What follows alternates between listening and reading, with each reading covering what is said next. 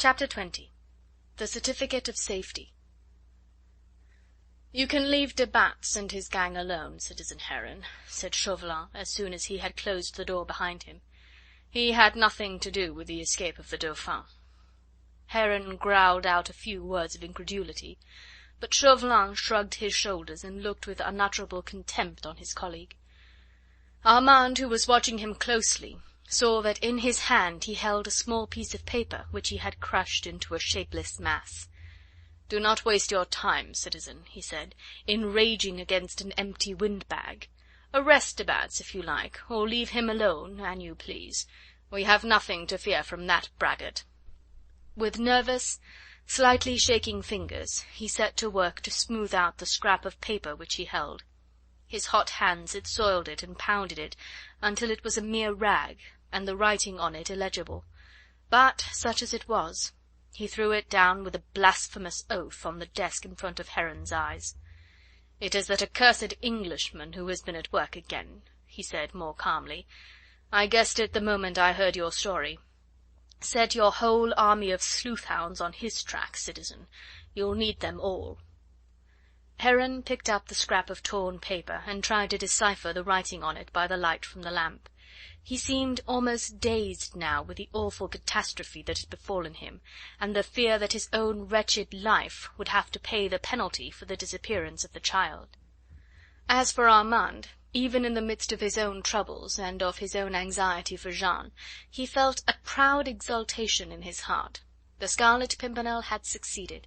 Percy had not failed in his self-imposed undertaking.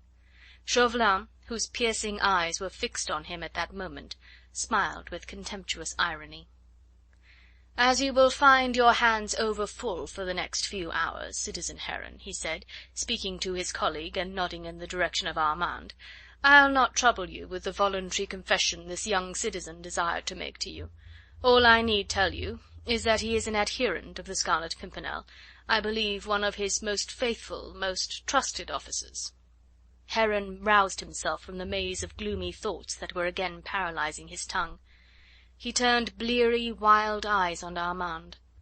"We've got one of them, then," he murmured incoherently, babbling like a drunken man. Yes," replied Chauvelin lightly, "but it is too late now for a formal denunciation and arrest. He cannot leave Paris anyhow, and all that your men need to do is to keep a close look out on him. But I should send him home tonight if I were you." Heron muttered something more which, however, Armand did not understand. Chauvelin's words were still ringing in his ear. Was he, then, to be set free tonight? Free in a measure, of course, since spies were to be set to watch him, but free nevertheless. He could not understand Chauvelin's attitude, and his own self-love was not a little wounded at the thought that he was of such little account that these men could afford to give him even this provisional freedom. And of course there was still Jeanne. "I must therefore bid you good night, citizen," Chauvelin was saying in his bland, gently ironical manner. "You will be glad to return to your lodgings. As you see, the chief agent of the Committee of General Security is too much occupied just now to accept the sacrifice of your life, which you were prepared so generously to offer him." "I do not understand you, citizen," retorted Armand coldly, "nor do I desire indulgence at your hands. You have arrested an innocent woman on the trumped-up charge that she was harbouring me. I came here tonight to give myself up to justice, so that she might be set free." "But the hour is somewhat late, citizen," rejoined Chauvelin urbanely. "The lady in whom you take so fervent an interest is no doubt asleep in her cell at this hour. It would not be fitting to disturb her now. She might not find shelter before morning, and the weather is quite exceptionally unpropitious." "Then, sir," said Armand, a little bewildered, "am I to understand that if I hold myself at your disposition, Mademoiselle Lange will be set free as early tomorrow morning as may be?" "No doubt, sir, no doubt," replied Chauvelin with more than his accustomed blandness. "If you will hold yourself entirely at our disposition, Mademoiselle Lange will be set free tomorrow. I think that we can safely promise that, citizen Heron, can we not?" he added, turning to his colleague. But Heron, overcome with the stress of emotions, could only murmur vague, unintelligible words. "Your word on that, citizen Chauvelin?" asked Armand. "My word on it, and you will accept it." No, I will not do that. Give me an unconditional certificate of safety, and I will believe you." "Of what use were that to you?" asked Chauvelin. "I believe my capture to be of more importance to you than that of Mademoiselle Lange," said Armand quietly.